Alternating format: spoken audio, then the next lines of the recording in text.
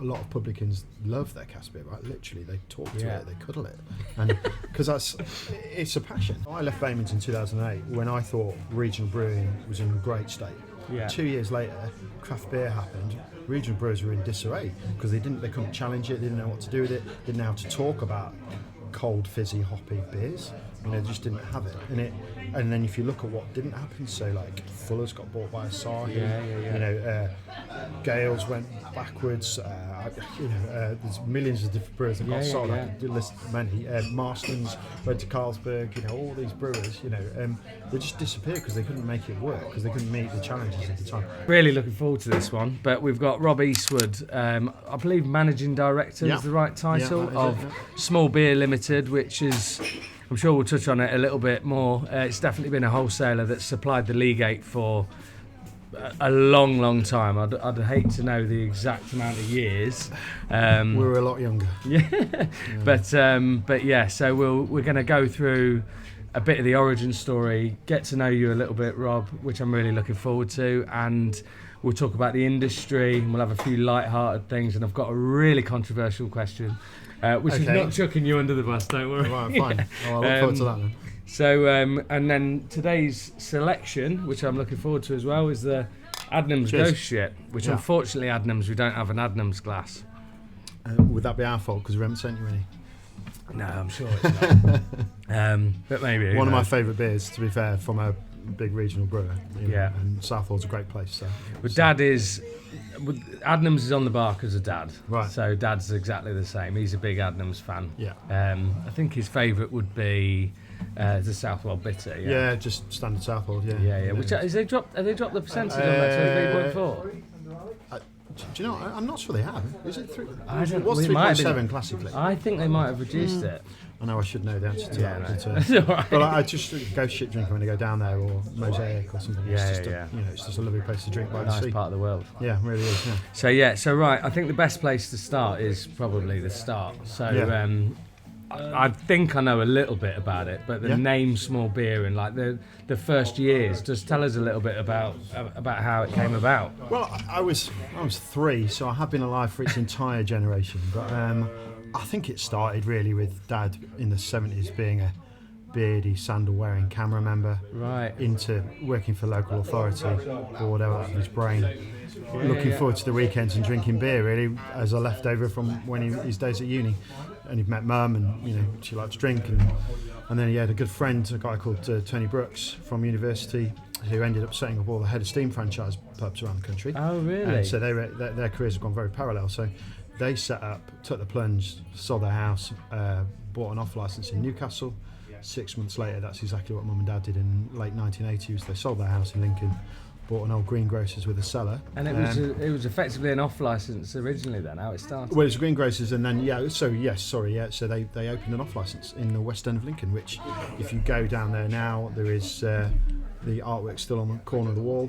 It's fading a bit now. I often wonder whether we should get that repainted for posterity purposes. Yeah, definitely. So, it was called Small Beer. Small Beer from day one. So, Small Beer being the phrase used for really watered down beer. So not small beers. No, everyone that knows me go, if you had an extra S on the end, probably the worst thing you can do for me. But it's I didn't know that. So it's like mild and. Well, yeah, like it was a phrase used in Shakespeare. Really, it was in the Middle Ages where they boiled the water, right, for the farm workers to drink. So that they weren't getting drunk. It was all really low ABV, right, called small beer. So it was not beer; it was small beer. So they weren't getting drunk all the time, and then so beer for the masses, really, beer for the working classes. I thought it was, and this is great because I genuinely, as I ask a lot of the questions, I don't know the answers to them, which I think is really important for like a genuine conversation. But I thought it was because you focused on like small breweries, but that wasn't common misconception. And I can probably see how you got there. Yeah, but someone's told me that story. It might have been Dad.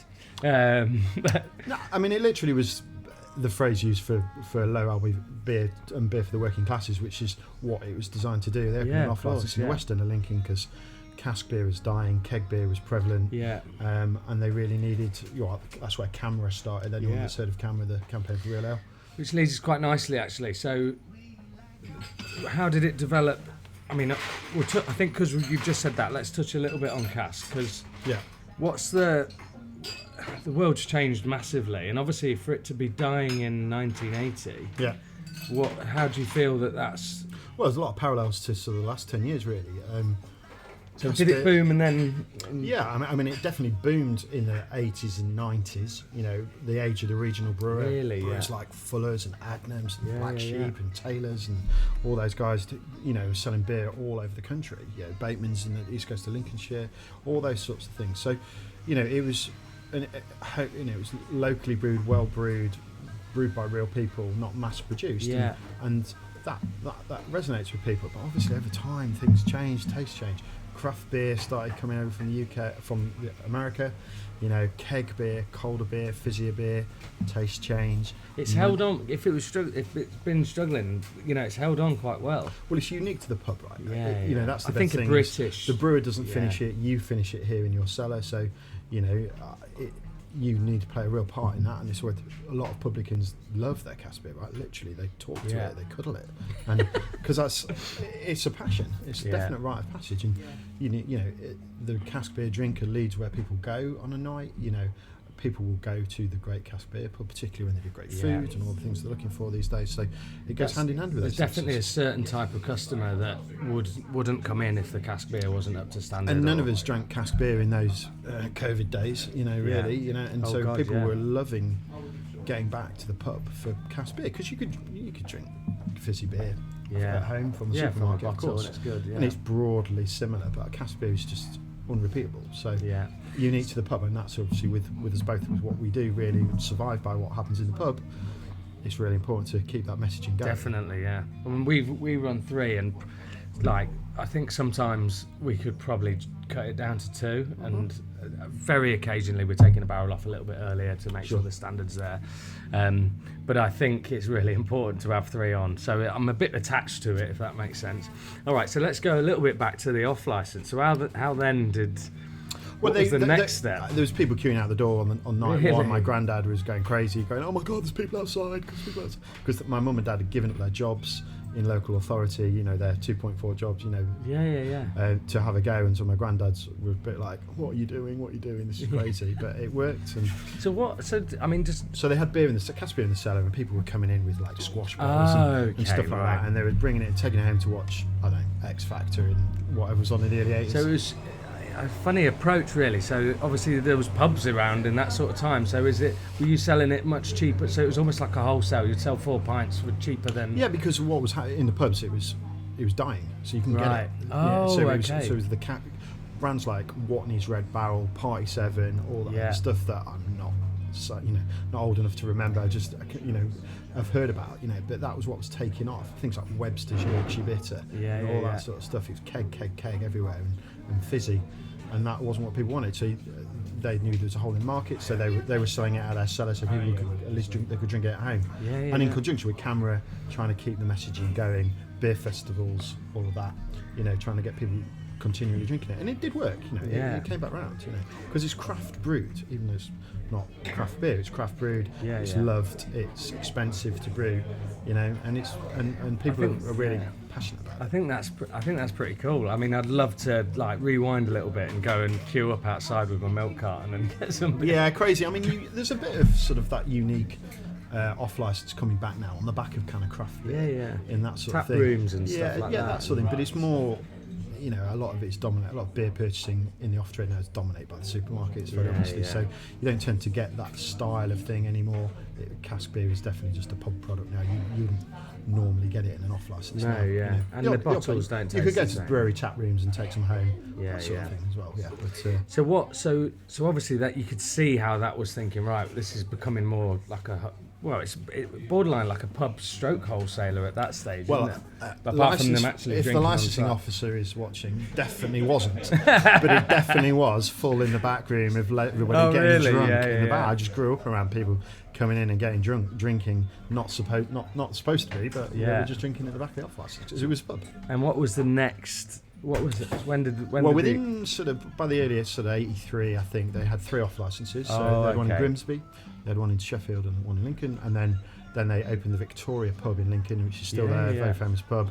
It's now Bateman's pub, but it's. So it's very much. It wasn't always an intention of like a wholesale business. Literally very fell much into wholesale. Yeah. Because you had to get beer between the So then between the three natural. licenses, and there was 2 more pubs. There's the Eagle in Boston and the Golden Eagle on the High Street in Lincoln. But all pubs that I know quite well. Yeah, sure.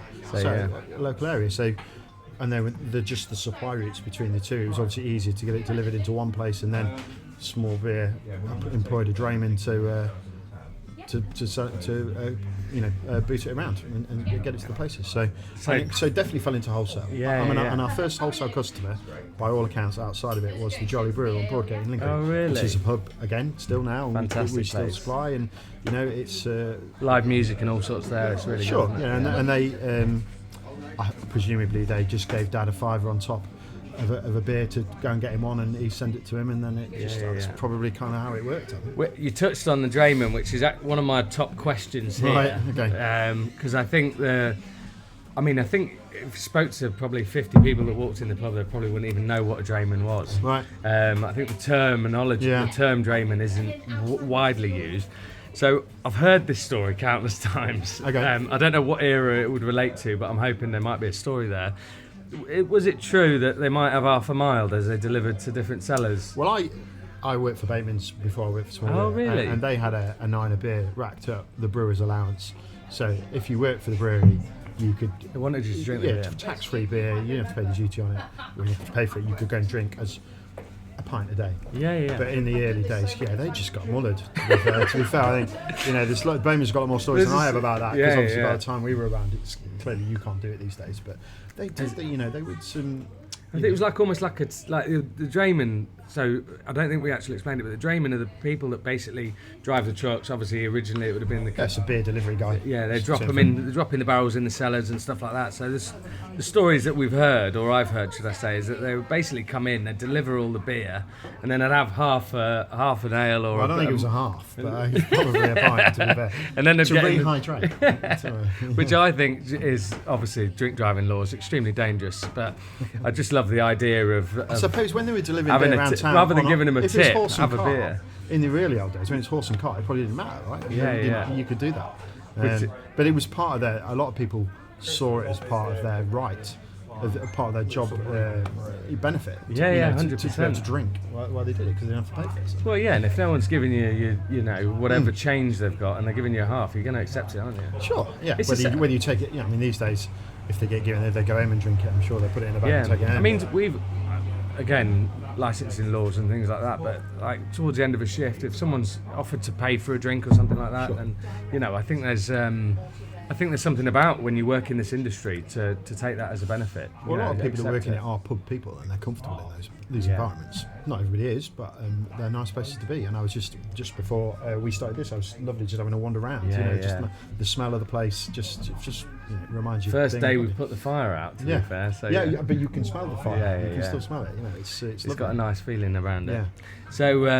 So your involvement then. So when obviously.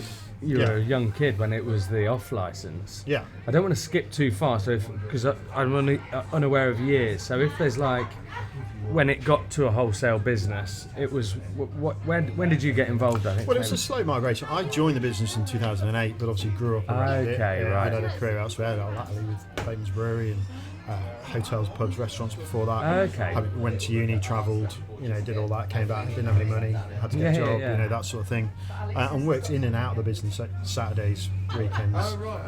When people were phoning in sick, Dad dragged me out of bed and got me into. Did you do much delivering or not? Did a bit, yeah. To be fair, I used to get dragged in when somebody phoned in sick, basically. Get him out of bed, get him down here, basically. So but it's part of it. It's the family thing, right? It's just makes you what you are and makes you appreciate it. But I started on the pots, so similar. Classic place to start for everybody in a pub, right? Yeah. I think so. As the late 80s, early 90s went, it just became more wholesale. They still had the pubs and the off licenses, but they were all gone. The off licenses were all closed by 2002 because supermarkets definitely took over. It was very difficult to run. And the wholesale maybe was starting to outweigh it.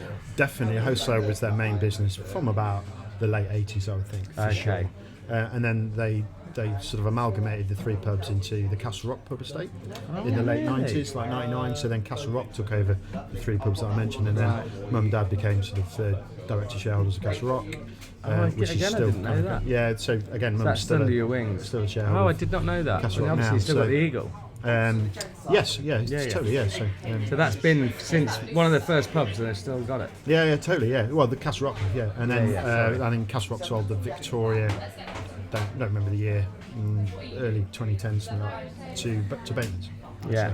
So when, so I think we sort of touched on the journey from obviously off license to wholesale, but I mean, how quickly, you know, did that just start to expand? Was it you had salesmen, I guess, knocking on doors? Yeah, I suppose, having not done it but having heard about it, I think it was just the need and thirst, for want of a phrase, for cask beer and range of cask beer was what small beer stood for from day one, really, and that is what I think grew the wholesale business. Your slogan, even online now, are you one of the sort of leading? Well, it's a self-proclaimed title. Is it? Britain's leading cask and craft ale wholesale. Yeah. Let's go for it. Nobody's questioned me on it yet. So, well, I know it sounds a bit lazy, but I was like, just put something in ChatGPT and said, can you tell me some bits about small beer that I maybe didn't know? And I think it came up with it is Britain's leading cask supplier. I don't think if we have a trumpet to blow, I think what we would say is there isn't a wholesaler out there that would have the same range, the breadth of range that we have, certainly within cask beer, and that's what we're most proud of, and that's what we spend lots of energy on. I say USP amongst a lot of other people. So the great cask ale houses up and down the eastern side of the country, particularly, we have some form of relationship with, because it's a guest beer thing, and people want change. Whilst they want Taylor's Landlord on the bar every week as well, they want a guest beer portfolio. And, the customers that we sort of experience, we definitely have I can't remember who said it. It was one of the brewers that came in, and he says we call a certain customer a don't know Dave. Have you heard this terminology? No, I haven't. No. So they'll come in and they're like, they don't know. Oh, so they're yet to decide. They don't know Dave, so they don't know. They'll decide on the bar, where you also get the customer that comes in because you serve Timothy Taylor's or a certain lager or Guinness or whatever, which I think was a really funny terminology, because a lot of them just go, I'll have that. Yeah. Which is why things like the pump clip's really important. The range is really branding important. Is very important. And whatever people look for, whether it's the ABV or the colour, the hoppiness or whatever, people want that information, because people like the jars, don't they? We've never had that. Yeah, I think the jars are funny. For me, I just look at it as like, it's been in there a bit now. I've been in the jar. I always think, how long's the jar been there? Need to change it like every hour or two. Maybe, just to make it look fresh. But people want, they want that range. Don't they? Definitely. So. Going from original, sort of cask suppliers, can you remember, was there certain when you started, were you already supplying like lagers and everything? Sure. So 2008, we were already what you'd probably term a composite wholesaler. Yeah. Nowhere near the range that we would have now, and weren't necessarily partners with all the big brewers, but we were selling a fair amount of keg. Yeah, we were already doing spirits. We were doing playing. You obviously realised you needed to. Yeah, because I think like sales, right? I mean, you guys stock something in every category, and so there's a sales opportunity there. And as you grow a business, you become certainly a sales business, which basically that is what we're in. We're a selling business. We're not manufacturing. You want to sell as much as you can. You want to fill the dray with as much as you can to as many people as you can. Which is kind of defines. That's where your efficiencies and economies come from. Of course. Have you ever thought about brewing? I have a real strong feeling about brewing. Is that you are very well. I think brewing needs to be your number one thing, because I think you live and die by the product, and if that was to become our number one thing, it would take away from how passionate we are about wholesaling and range and supply. I think you would see through it, because we'd be saying, well, you need to buy my beer over everybody else's. Whereas right now we can say, what do you want? What beer do you want? Let's be neutral about that.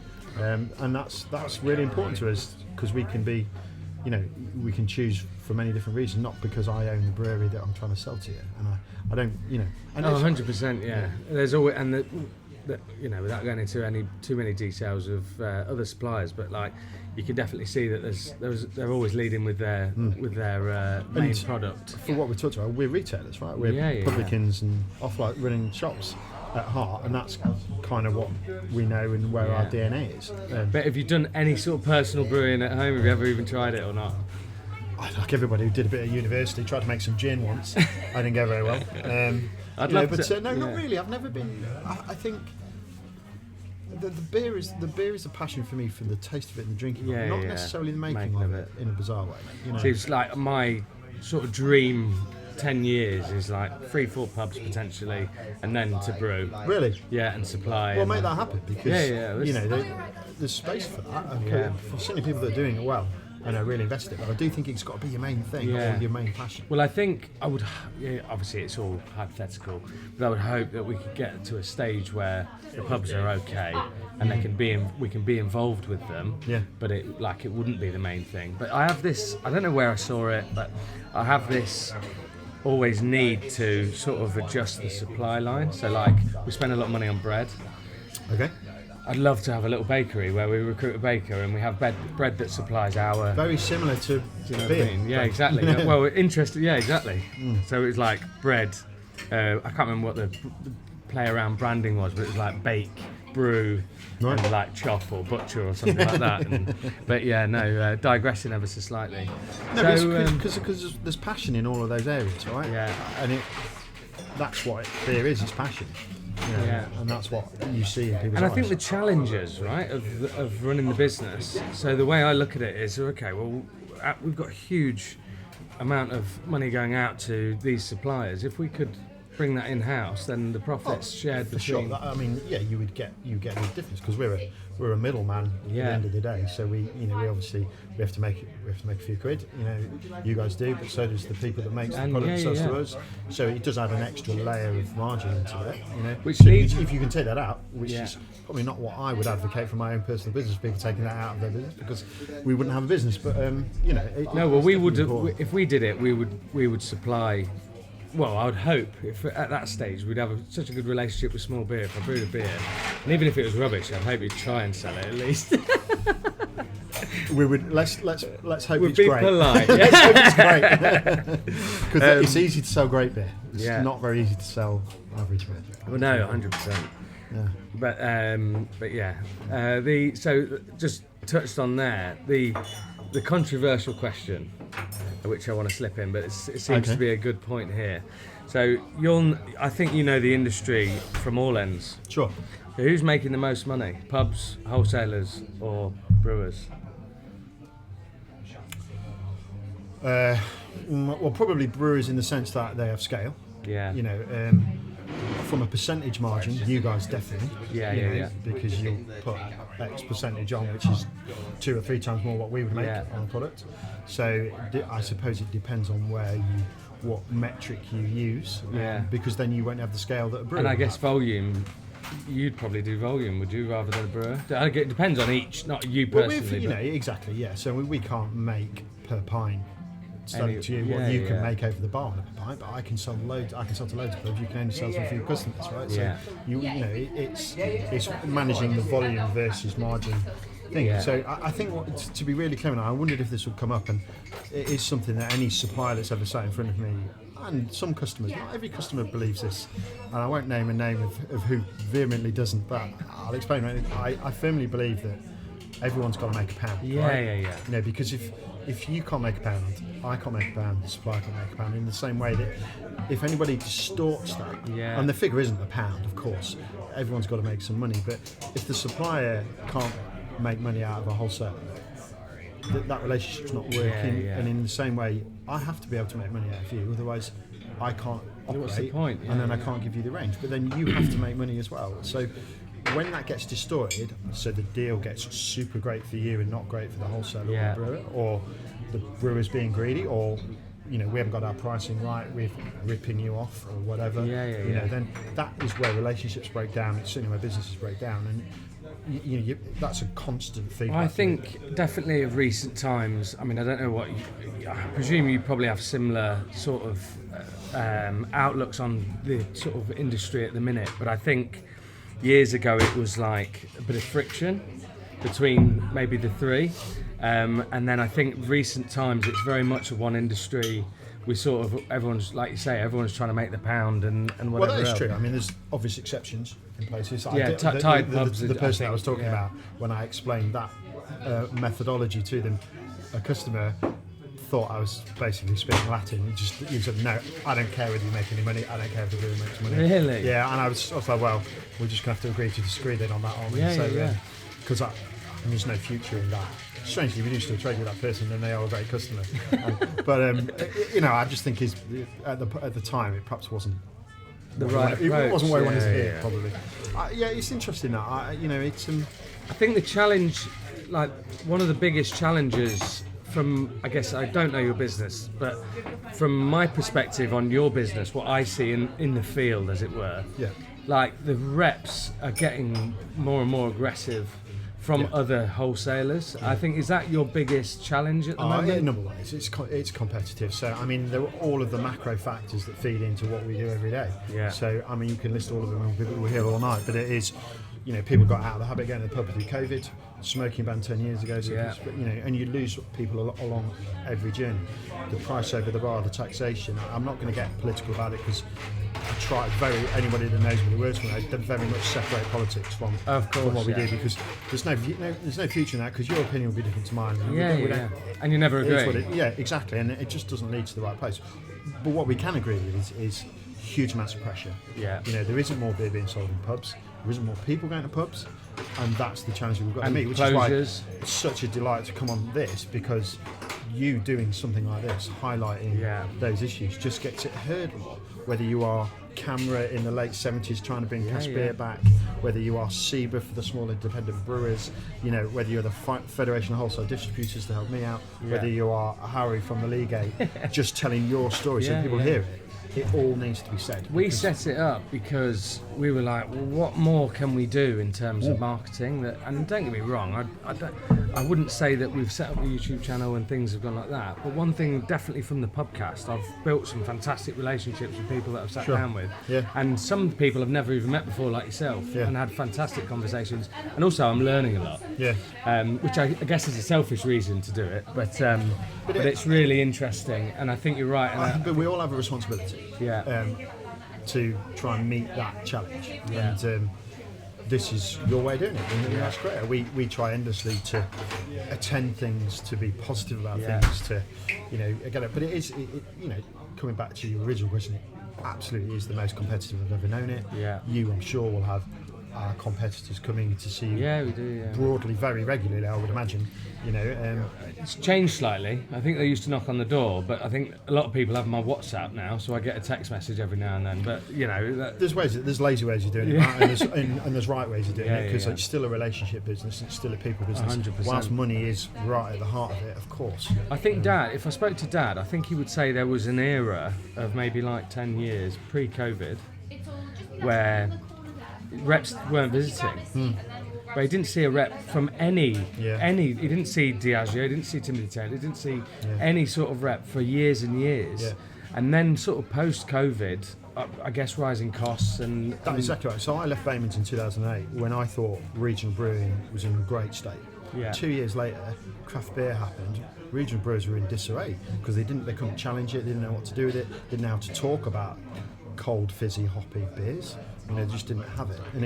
And then if you look at what didn't happen, so like Fuller's got bought by Asahi, Gales went backwards, there's millions of different brewers that got sold, I could list many, Marston's went to Carlsberg, all these brewers, they just disappeared because they couldn't make it work, because they couldn't meet the challenges at the time. And that was definitely sort of 2010 to 2020. And it was really difficult. Well, the financial crash and everything, the smoking ban in 2008. Was it 2008, the smoking ban as well? Bloody hell, it must have been a real bad couple of years. Well, it definitely was, and then you've got the ultimate bad thing for the industry, COVID, which ultimately I think, whilst we are probably a bigger, better, more efficient, profitable in some ways business because of COVID, it didn't feel like that at the time. No. It was horrendous. I kind of turned around to get the COVID, manual off the shelf, and it wasn't there. What do we do? I mean, 'cause nobody had the answers to that. Weird, 100% of what we did every week had gone. I told the story on one of the podcasts, I think, but it was like Friday the 20th, I believe it was. I sat watching the TV, and I'd only been running the pub for like 6 months, right? And I was in tears. I was like, well, I don't even know what this means. And this young waitress walked through, 16, 17, it was her first job or whatever, and she was like, why are you crying? I was like, well, I don't know what I'm going to do. Yeah. The pub's closing tomorrow. Yeah. Obviously didn't know any of the support or anything, but yeah, it's funny times that was, definitely. Crazy times. And actually it ended well enough in the end in some respects, not for everybody, I'm sure people would argue that, but but it got the 50%ers that, when you talk about the don't know Daves, they don't know if I'm going to the pub Daves or whatever. It just got them out of the habit, and they've not really got back into the habit of that. It's really difficult. The guy that always goes to the pub is always going to get the pub. I always say that. Are you a pub? I always say that because I go around pubs and I always see the same people. Sure. I always see the same people. So in terms of, I think there's a couple of questions around this. So in terms of like your supply, you supply. Did your pub supply drop after COVID because so many closed, or was it like the ones? It's interesting now because from I suppose everybody from a macro level, yes, but we, because loads of them were like on the brink of retirement, and they got a bit of money. So loads of pubs are closed, and they hung their hat up, didn't they? Lincolnshire, driving around Lincolnshire is a bit like spotting the open pub, not only spot the closed pub. So yes, that's definitely happened. We are a bigger business for it, but I think we made some changes. We understood our market. Yeah. We were the first ones back to work. Because all these big companies were still having people working from home, and they were all really scared about it. And rightly so. I understand. You can't ignore what it was. Right? It was, but like it almost feels like it didn't happen now, which is crazy. But because of that, the outfall of that was definitely people made very different decisions. And if you take cask beer for us, so many of our competitors were like, because they lost loads of money on cask beer and COVID because it all went out of date really quick because the beer, so they didn't really get back on board with it when they reopened because they didn't want to lose more money on it because they'd lost some of their cask customers. And they thought, that kind of led more people to us, right? Because we had cask, right? And I was like, if there's one thing we're going to do, it's cask, because what haven't people drunk for us 3, 4, 5 months is cask beer. So brands like Landlord just went absolutely crazy after COVID. Moretti as well. Moretti was not that that's cask beer, but that went crazy as well because people were drinking it in the supermarkets. Yeah, but they were after that premiumisation in the pub because they'd probably spent their entire COVID drinking Fosters and Carling and Carlsberg. Not there's anything wrong with those. But I think that's interesting. I think you're probably right. I definitely know that people decided to go for a more premium product on the bar. 100%. I mean, that's kind of drawn back a bit now with taxation and just level of trade. There's a big move to 3.4% beers now, all those sorts of things, which is both in cask. What's your view on the 3.4? Me and Billy are in agreement. So. Are you? Yeah. Oh right. Well, look, I think brewers are doing what they're being forced to do. And they're getting the price of the pint down in any way they can. And one of the ways they can do that is to get a beer out at 3.4%, so it costs them less to produce because there's less duty to pay on it. And for those the government is responsible for that. For those that don't know, just to explain it a little bit, basically a lot of like well-known beers are having their ABV cut because they get a better duty rate. That's correct, isn't it? Yeah. So Foster's is 3.4 now. Carlsberg is 3.4. Yeah. They were all 3.8, 4, 4.1. With a slightly weaker beer comes a slightly weaker flavour, and it's as simple as that, really, isn't it? But it also ticks the health lobby box, doesn't it? I mean, there's a place for that, but it shouldn't be directing. But people are also. This is really bad, but I've heard a few people say, well, at least I can have two and drive. Yeah. Which I guess... Are they doing that? I don't know. We've just put Estrella Zero on, and it's going fantastic. Which is a surprise for me. I think that's here to stay now. I think people are buying on tap into that as well. Sure. Because I've got questions written down about trends and a few things that we've seen over the years, which you'll be right on the cusp of seeing probably before anybody else does, especially in the local area. Yeah, a little bit. But do you think zero's a trend, or do you think it's? It's not flash in the pan. It's here to stay. What would be if flash in the pan's a great term? Like, what would be a few flash in the pan trends that you've noticed over the last few years? Ice in cider. Oh, yeah. Who knew that was going to be a thing? That Magners would suddenly be the world's greatest product because somebody poured some ice. Somebody poured some ice in a bottle. Yeah, there's that. I mean, there's some things like cask beer. So brands like Sharp's Doombar, it's probably on the wane a bit now, but it went crazy for a bit. And I always think flavoured Prosecco. ciders, definitely. Yeah. There was like a Prosecco year. Yeah. You sell a lot, I imagine now, but definitely way less people. Gin. We took Prosecco up. Yeah, did you? Carver. Yeah, it's a better product, in my humble opinion. Yeah. But I think what else? There's something to gin and tonic. Gin. Definitely. Loads of flavoured gins. Gin went crazy, right? And gin's definitely on the wane now. Really, I don't think anything will ever do what gin did again. Because you go in some bars and there'd literally be 40 gins. But we stock far too many now as a wholesaler, and I don't know how many you've got here. I can't see that. I see you've got 10, but I bet you only sell 3 or 4. Really. Yeah, we have like a. And when those other ones are gone, you might not reorder them. Yeah, or you forget about them and whatever. Yeah, else. or you do a gin of the month or something, but you're not going to do 12, 15 gins now. It just isn't going to happen. I always think about the Whitley Neal range. Sure. Well, cheesecake flavoured. I've been in pubs and there's 35 different Whitley Neals. It's ridiculous. And they think that's a great selection, but if you don't drink Whitley Neal gin, that's an awful selection. Yeah, totally. Because there's actually less for me to choose in those sort of pubs. Yeah. But no. But I mean, trends work for a while, don't they? But they bring, it is exactly they do that, bring drinkers to the bar, but equally, as soon as they turn off from it. See, I've got this thing in the back of my head thinking zero's a bit of a trend. And I think, I don't know if it's a youngster thing. No, I just think there's too much on the health lobby and the duty and the price of beer at the bar. Although it isn't cheap necessarily, is it? I would say that, even though you're not paying the duty on it, it's still not a cheap product, zero. So, I mean, you might know more about this, but apparently it's more expensive to make because they almost make a beer and then they take the ABV They do out. make it, and they spin it out, centrifuge it, I think, out. I don't know if that's a little smoke and mirrors. Oh, this is why we're charging. It's just margin recovery, right? Yeah. I'm not sure I'd vote for that as an absolute winner. No, but I think brands like Guinness Zero, which is just going crazy. Everybody seems to love it, and it's a good product. People are. It's called zebra striping. Have you heard that? Oh, is it? Literally only heard this about 3 weeks ago. I think I think I know what it is. Is it where you do a bit of both? So you have a pint of Guinness, then you put a pint of 0.0, a pint of Guinness, pint of 0.0. Oh, and sorry. So you're managing your alcohol intake. I can't remember. Not having a full pint by feeding. Oshin, I forget. I think it's Oshin who owns the Devonshire. In London. Yeah. So what a lot of people were doing, they've got a nickname for it, but they actually ask for a can of zero, and then you top it up with Guinness. So they're drinking like shandies, effectively. Well, Guinness shandy, yeah. And they've got a nickname for it, and apparently it's beautiful, and you can't tell the difference. Do you like Guinness? Yeah. Well, it's very much a controversial product at the minute. Well, it's only controversial because of its market position and its price, and its availability, shall I say, in the last 2 or 3 months, which has been. I won't go into the details of what. Did Billy tell you what? Did Billy tell you what the rep said? Yes, he did. And obviously, from our perspective, that really doesn't help. No. As if we've forgotten to order our biggest product.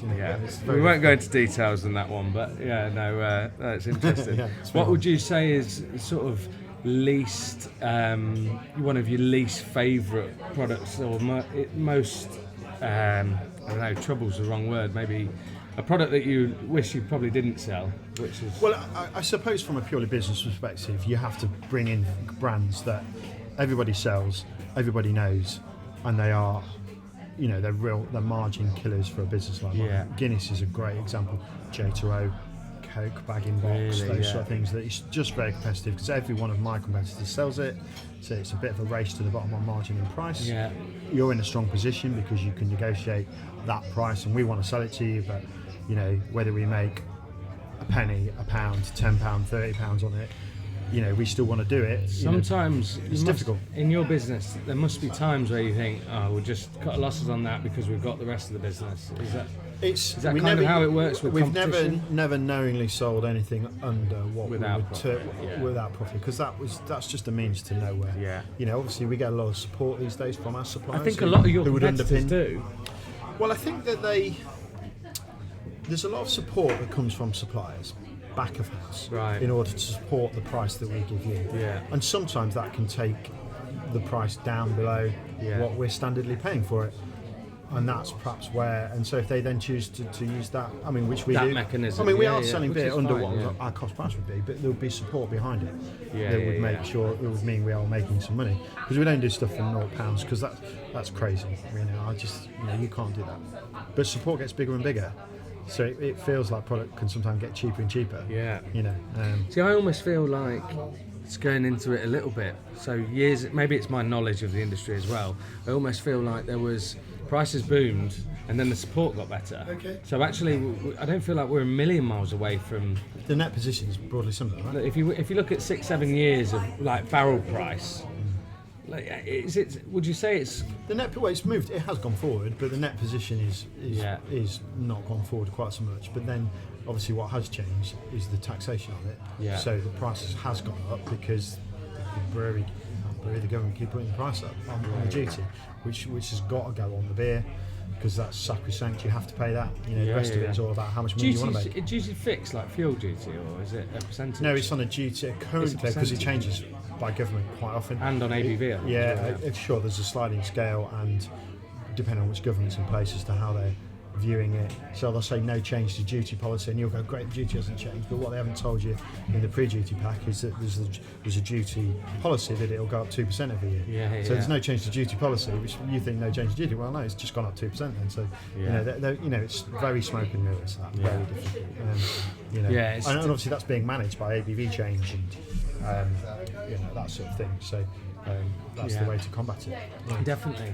So we'll just talk a little bit about logistics of wholesale. I think would be quite interesting for people that are like maybe pub owners or are unaware, and then we'll get into some light-hearted stuff. But so like, how many lorries have you got, and what's your sort of area of distribution? Can I phone my operation? I think we got 16, 17 lorries, all of taco vehicles, and we've got a couple of vans. And they're all, I presume, out every day sort of thing, delivery? Virtually every day, I mean, sometimes depending on Monday's a quiet day, of course, because these days guys like yourself don't want to place an order on a Friday for a Monday because you don't know what you've sold on a Friday night and a Saturday night. Cash pressures, just space in cellar, stock holding, all those things. So we try as hard as we can to try and take orders over the weekend on our app or that sort of thing. It's difficult. And then we come in early on a Monday morning, sort of 4:30, to capture those, pick them, and get them out for people that want them delivery on a Monday. So is there many people that do that then? Not as many as we'd like, because we'd like to be busy on a Monday. I we do. I would say 90% of what we do is Tuesday to Friday. Right. Just because it's easy to get a hold of you. You know what you want more. Those sorts of things. So you have set delivery days. But we try as hard as we can to Sunday night be ordering. there for you when we can without working the weekend. A lot of our competitors work weekends, work 7 days a week. I don't believe in that. I think we have some core values at Small Beer, and lifestyle is definitely one of them. So we want people to have a life, and you can give them that if you don't work Saturdays, so if they have every weekend off. I'm sure Billy will appreciate me for saying this, but definitely from his perspective, when I've spoken about, not that we'll go into details like, are you a good boss? But like he said, I love working for Small Beer. I think he said the other week, he was like, people have tried to approach him to give him a job, and he's like, categorically no. And even if it was a maybe, there's no chance in hell I'm bringing any sort of book with me. What are you offering me the job for? And they went, well, we want the book. And so that is testament, I think, to yourself 100%. I mean, you can only do your best, right? I think and I think if you're nice to people and you're fair with them, that doesn't mean you're a pushover. You're black and white with them, and you address things when they need addressing, and you congratulate when they've done well. And I don't really know another way of doing it, to be honest. No, I'm probably the same. Playing a game with people just doesn't lead anywhere to positivity. And it gets found out eventually. I wrote a long list of stuff that when I stopped working for somebody else and worked for myself, when I joined Small Beer, I wrote a list of all the things I hated about working for other people. And have tried to live by that, and that stuff. I think that's what shapes like any sort of businessman. To be honest, there's definitely a company that I work for that sort of shaped me in a certain way. Not because they did things wrong, but actually I had a manager that I felt was probably not a very good manager, and now I'm very conscious about the management of the team, not in terms of how I manage, but how the team manages the sort of part-time members of I staff. agree with that completely. That is, I mean, you've got to do it your way first and foremost, of course, and that is the start and the end of it in some respects, because you've got to be able to sleep at night, and you've got to be able to do it. And if your way is different to mine, then every success to you. I only know my way of doing it, and that is, but it is built on what I think are the really important things, is just being straight and fair with people. Yeah. You know, and starting there and then really, and that's what's saying. We're even considering paying Billy at one stage. You know. What? So Not just he beer? does it for free. I thought it was just beer. Yeah, I know. Yeah. And what about the area you cover then? So we're two things as a business. We're a national cask beer company, so we supply. When you say national, so if yeah, we supply guest beer into, say, St Austell Pub Company, a bit into Fuller's Pub Pub sorry, Company. okay. So you're just into their sort of, into their pubs, because putting a list of cask beer together for a brewer is actually fairly tedious. They don't want to do it because of all the things of like range, price. Oh, that's great. So you're sort of like another middleman to We supply beer festivals to Stonegate, to Punch, to Enterprise Inns, those sorts of places. We Camera Beer Festivals, Seawood Beer Festivals, that sort of thing. So nationally we do. Got to get to one of them soon. Yeah, we've missed a few. Lincoln Beer Festival this year. I've just had the meeting this morning before I left with the Leagate Inn. I'll definitely have to do it. Yeah, it's good. Come down. Yeah. So if, like, for example, there's a publican watching this in a free of tie pub and they want small beer, like where's your line? So obviously the further away we get from Lincoln, the less we do. But we are really on our own transport. Go from sort of North London to Darlington, up the eastern side of the country, so it's quite big. I thought it was that broad, but it's built on. Historically, when beer, you had to go and get beer to have a good range. Right. So we would go and fetch it. So we've had built-up transport routes over the years. We don't go anywhere near as far as we used to, because the onus is on the supplier to get the beer to us now. With the way things work, but.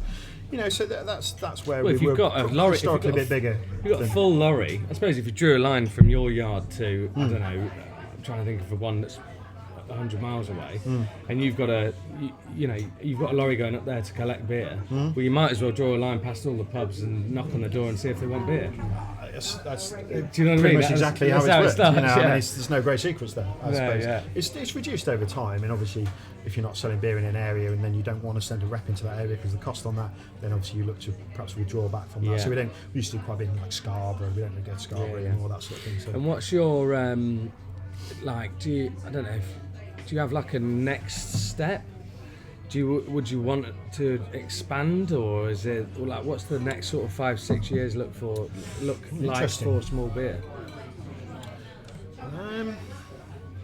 I think being the age that I am, which is not as young as I would like to be, but pushing 50, with a 9 and a 10-year-old, and I touched on our lifestyle scenario, is that the last thing I want to be doing is chugging up and down the motorways with kids my age and the age that I'm in, going to our York depot or our Norwich depot or our whatever. So I feel like if we can't do it out of Lincoln, we probably wouldn't do it right now. Yeah. I think those decisions may come for the third generation of small beer. Yeah. Because I took small beer from really pretty tiny. Yeah. You know, great business, great ethics, you know, wonderfully respected. But I've scaled it. We're at a size that I'm very proud of now. But what's important with that is you don't try and be too much. Yeah. You know, and I'm really passionate about making what we do out of Lincoln. And we've got a great site. It's purpose built, and it's it's got loads of space and loads of room for expansion. So don't take that as we're not ambitious. It's just I don't want to spend my life up and down the M1. I completely understand because, that. That just burns. Our next site is 9 miles away. Sure. Some people have said, it's way too close. Another country. But it's like you're gonna steal customers from one sort of thing. But I don't think for me, I think the area wants somewhere else to visit. So and I think we'll do a different approach on it. I know it's very different. So I've got a question for you. So why another pub in times when pubs are difficult and hard? Why are you thinking that that's the future? Yeah. So I mean, we've touched on this a couple of times in the YouTube channel, but like we think technology will kill a lot of industries, but it cannot kill this sitting down and having a beer with someone. No way. I mean, don't get me wrong, the younger generation are very much on their phones more, so it is sort of taking away a little bit of the socialness. But in general, I think people are still going to want to go out for food. I think we have, I don't know, I'd say like our customer base is really supportive. I think myself and Laura are reasonably good at marketing. And I think when we put things online, we tend to get a good response. Sure. We get people coming in. So I think we can build another one. The place is amazing. Yeah, I do know the site. Yeah. I love it. Love the location. Where we are here, we haven't got a village around us. Mm-hmm. There's loads of publicans that will say, "Oh my God, the village are a nightmare," or what? Do you know what I mean? And they'd love to be away from a village, but I really want that community feel, and I think we'll be probably a little bit more involved in that business as owners, whereas here we are heavily involved but more back of house because of the size of it now. But you put the work into that as well, though, into building that, so you're going to have to do that there. So we're going to go, I'll be there 7 days a week for as long as possible, sort of thing, until we build it up. But yeah, I don't know, I've always been taught take the path less trodden. So as soon as things go in one way, I'm like, okay, let's have a look at what's going on over here. Yeah, it always brings opportunity, of course. A little bit about my background is I was in property before I came back and helped mum and dad, so I'm really interested in the building, as much as I love the business as well. And I don't want to see pubs in villages get converted into houses. It's a sad sight, isn't it? Yeah, really, really sad. And we've seen a few on the market that were on the market at extortionate prices that were closed. And I've even spoke to owners, and they've said, well, I leave it on the market for a year, and they pretty much could be planning to turn it into houses, which is like just horrible to hear for me. And I'm sure yourself as well. Yeah, a little bit of you dies, right, when you hear that. So I mean, loads of people calling us naive and stupid and whatever else, but it's great what we pubs know. Are still great pubs, right? And I think that's really important. And you know that you've got to spend the time there to build it, and it's great. I just think it's, I don't know about it's brave, because there's some really good stats coming out about that new places are opening, and I mean you can make stats say what you want to say a lot of the time as well, so when whoever you're listening to will convince you of a lot of things, regardless of what they want to say, right? So but I think fair play to you, but I think great pubs are still great pubs, and arguably better than they have ever been. Closures, I won't go into it now, but I think I had a question written down that says, what's causing the biggest closures? Is it bad owners, or is it the actual industry challenges, or is it people not adapting to the? Do you know what I mean? And I think it's really, I think you're completely right. The pubs I go to, they're expanding, and they're doing very well in the industry. So I don't really subscribe to the thought that some needed to close in order to make it fit like survival of the fittest, right? I don't really subscribe to that, because I don't think that's a very nice thing to think. That there's space for everyone, I think. Yeah. But you do have to do it well in whatever you're offering, and I suppose if you're not doing that, then all those other challenges that come in around your electricity bills, your gas bills, your duty rates, your NI and pension costs, and all of the things that we know about, then they become really difficult to manage. Sure. Definitely. Right, so just finally then, just some sort of light-hearted stuff about family and things, I think. So you said did you say you've got 3 children? Two children. Boy and a girl, 10 and 9. So, and are they keen to get into the business, do you think? Well, they're not yet. I took them out in the dray on Boxing Day to deliver some emergency beer to a pub, and they got a really cute little picture. If I'd have known you were doing that, So, did you have one when you were there? I think that they know what we do. Yeah. Because my wife is our commercial director as well, so she works in the business as well. So she had a long career in the brewing industry as well, and it's a big part of what we do day to day as well. So definitely a family thing. I think, as I said, I'm pushing 50. I think if Albert or Elsie are the next MD of small beer, then I'm going to have to work till I'm 70, 75. Yeah. So there probably may have to be something in the middle there. You want to kick him out a little bit, don't you? I think I'd like him to. I definitely had a career elsewhere.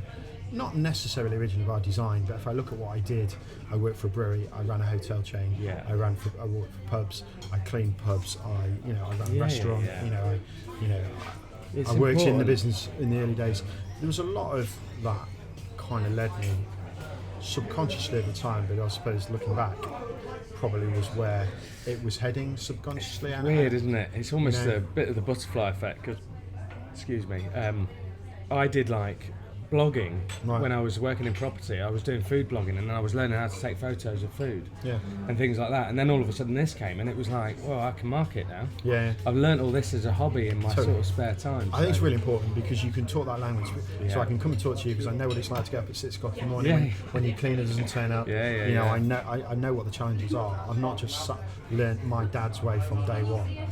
Which, whilst that would have been enough knowledge to run a wholesale business, it wouldn't quite have given me the empathy that you have with the challenges that are out there. So. Yeah, no, that's brilliant. All right, excellent. Well, I think that sort of sums it up quite nicely, Rob. I really. I'd just like to say I think what you're doing is fantastic, and I was no doubt that I was ever going to do it when you asked me, because I think it's really important that we get the messaging out there. We've got to stick together. You know, it is, whether you are a producer, a supplier, you know, a wholesaler, a drinker. And it's nice to put a face to the name, to be honest, as well, from our perspective. Yeah, because Dad knew a lot of the customers, but we were really small then. You know, I'd love to know everybody, but I just can't physically do that. And I suppose. Have you ever thought like, I could just go out and just sniff and see? I do it, probably nowhere near as regularly as I should. And as each new year comes about, it's always on your New Year's resolutions. I should get out more. You know. You probably enjoy it as well. I do enjoy it. I really do enjoy it. I know. People perhaps like to see me a bit as well and chew the fat over it. It is important. And there we go. I'll make a resolution. And to defend Billy a little bit on that side, he does a great job for you. So and I'm sure you've got more than. He's got. You know, I think everyone that works for me in that field has got passion for what they do, and I don't put too many sort of boundaries in place on how they do it. You know. We know where we're trying to get to. They obviously have margins and budgets to work to and all those sorts of things. But it's, you know, a lot of, you know, what goes on a bar sometimes may have come out of Billy's head, and because I'm looking at the range of lagers here, and I know Billy would drink most of those. You know, he always walks in and goes, "Do you know what? I think you've got such a good selection." Yeah, totally. So. You know, so and there's personality there. Definitely. You know that you can see that. Try and be different from the next. Yeah, he's had some influence on it, which is great because you need. I think advice from us. You need trends. You need obviously great commercials. You need great service. But I think you do look at it as sometimes the expert, certainly in beer. And I think with expansion, even more so, I'll lean on Billy because you know, at the end of the day, me and him are great. Like we can work together and do stuff. If I've got a manager in 2 sites, then I'll probably need a little bit more help on changing especially the cask stuff, rotating the cask because the staff will sometimes get into. But don't lose your gut. That's what I would say, because you clearly have got a sparkle in your eye about it. Don't lose your gut feeling, because I think that takes you a long way in this industry. You know, because that's where your passion comes from. At some point, I think as getting older, I think you do start to lose it. But it's hard. Well, because you've got a million challenges. Because you'll leave here and we've had a lovely chat, but then you'll go upstairs and start looking at the figures, and you go, "Oh, you got the wages to pay," and you got the. It's hard. Running the business is really hard, and it's not all light. But we do work in an incredible industry that allows you this side of it, to have a beer, to socialise. It's not right for everyone. Not everyone can do it, but those that get it are the right people to be in it, you know, because there's passion there. No, it's brilliant. Well, thank you very much. Absolute pleasure. Pint. Absolute pleasure. Real pleasure. Yeah, I hope you've enjoyed it. I certainly have. So yeah, thanks. Back road race, some big soul.